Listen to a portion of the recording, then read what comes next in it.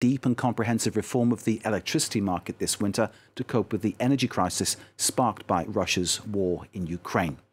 European Commission Chief Ursula von der Leyen announced a range of measures in her annual State of the European Union address, including a cap on electricity producers' profits that could raise €140 billion. The Commission President then left for Kyiv, where she's set to discuss the continuation of EU aid with President Volodymyr Zelensky.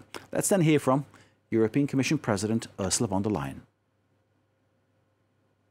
It is wrong to receive extraordinary record revenues and profits benefiting from war and on the back of our consumers.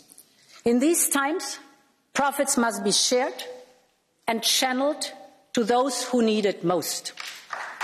And therefore, our proposal also includes the fossil fuel electricity producers who have to give a crisis contribution, and overall our proposal will raise more than €140 billion for member states to cushion the blow directly. The European Commission President Ursula von der Leyen.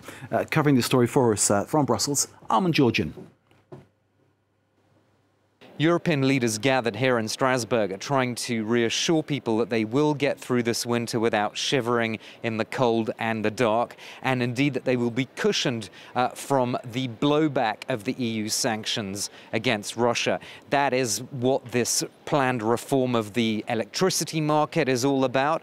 Those reforms, planned reforms announced today by Ursula von der Leyen, the President of the European Commission, the focus there being on this €140 billion fund that will be reaped, if all of this is finally agreed, that will be reaped from caps on profits of energy companies, and that money being earmarked then to help the most vulnerable households and businesses. There were also a few things that she talked about going forward.